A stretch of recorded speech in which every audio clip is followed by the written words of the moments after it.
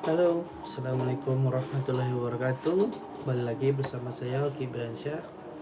Nah teman-teman, kita akan kembali membahas mengenai SEL.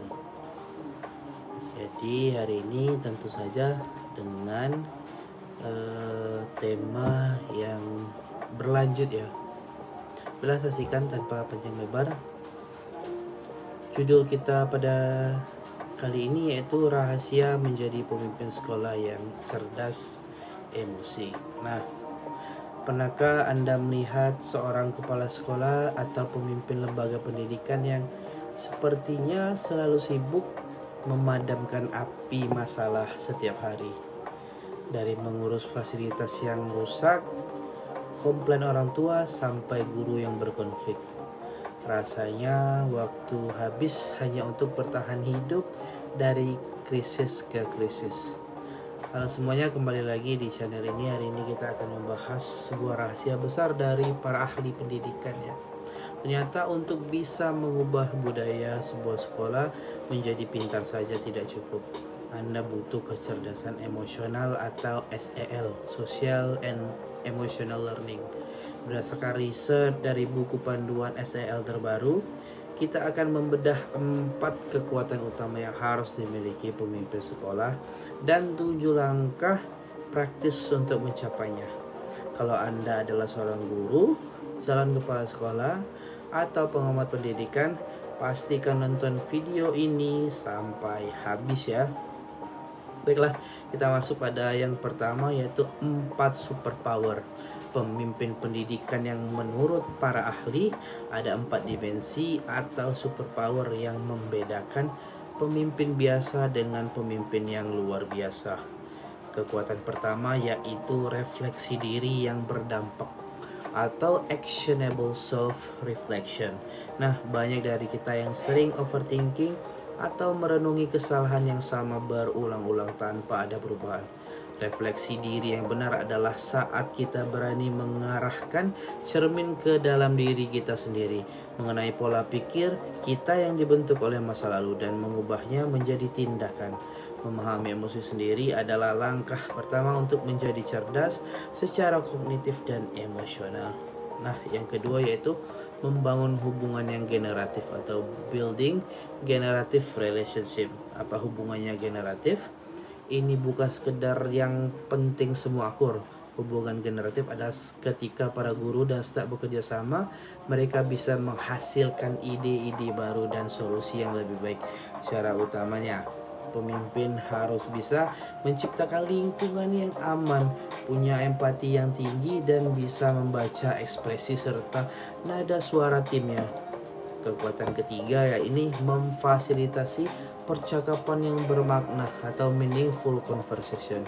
Seringkali rapat guru hanya diisi dengan pengumuman bisnis seperti biasa, padahal perubahan sejati butuh dialog dan ruang untuk berbeda pendapat. Nah, pemimpin yang hebat harus paham gaya resolusi konflik sendiri.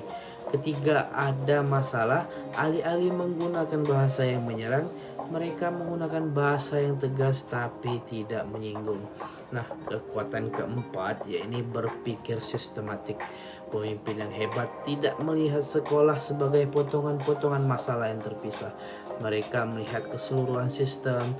Mereka paham bahwa mengelola dana bos, kesejahteraan guru, dan nilai siswa adalah satu jaring laba-laba yang saling terhubung.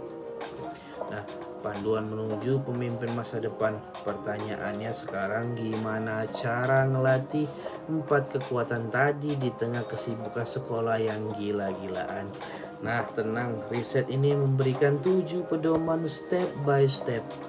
Langkah pertama yaitu belajar di lingkungan yang aman. Sebelum menuntut guru untuk berubah, ciptakan dulu zona aman secara psikologis. Pemimpin harus menunjukkan empati dalam tindakan kecil sehari-hari. Langkah 2 dan 3 yaitu bangun visi bersama dan tetapkan tujuan. Nah, visi itu bukan cuma tulisan indah di spanduk sekolah. Harus ada ketegangan kreatif antara kenyataan pahit hari ini dengan tujuan masa depan. Dan ingat, goals atau tujuan yang tidak harus selalu tentang nilai akademik. Coba buat goals emosional, misalnya saya ingin lebih sabar saat rapat hari ini. Kemudian langkah keempat ini, kenali dan gunakan kompetensi emosional. Ini contoh kasus nyata dan risetnya. Bayangkan ada guru yang selalu datang terlambat. Alih-alih langsung marah, seorang kepala sekolah yang menerapkan SEL akan melakukan self-talk. Begini di dalam hatinya, saya sedang marah. Apakah guru tersebut? Oh, tarik nafas dulu. Oh, guru ini susah menerima kritik. Kalau saya emosi, masalahnya nggak akan selesai. Lalu kenapa kepala sekolah itu berkata, oh guru itu, saya ingin dengar apa sih kendalanya yang Bapak hadapi sampai sering datang terlambat. Coba lihat bedanya, sangat elegan. Langkah 5 dan 6, gunakan coaching dan terus latihan. Setiap kepala sekolah butuh coach atau mentor, seorang yang menjadi cermin bagi mereka, bukan yang mendikte. Dan pastinya perubahan pribadi itu butuh waktu. Pemimpin mungkin akan merasa canggung atau keluar dari zona nyaman saat mengubah kebiasaan lama. Namun teruslah berlatih. Kemudian langkah yang ketujuh yaitu bangun jaringan teman sebaya atau peer networks. Jangan berjuang sendirian. Di luar sana banyak program keren. Contohnya metodologi bernama bla bla bla, membangun kecerdasan melalui seni. Di Meksiko yang sukses melatih lebih dari 25.000 guru dan pemimpin sekolah. Mereka berkumpul, berbagi keluh kesah, berkolaborasi secara setara tanpa hierarki jabatan yang kaku. Nah, sebagai penutup, mari kita bicara jujur. Kenapa sih banyak sekolah susah menerapkan hal ini? Ya, jawabannya tekanan. Tekanan dari pemerintah atau dinas untuk terus menaikkan nilai siswa dan mengejar prestasi akademik seringkali membutakan kita. Kepanikan demi nilai ini membuat kepala sekolah tidak punya waktu untuk refleksi diri.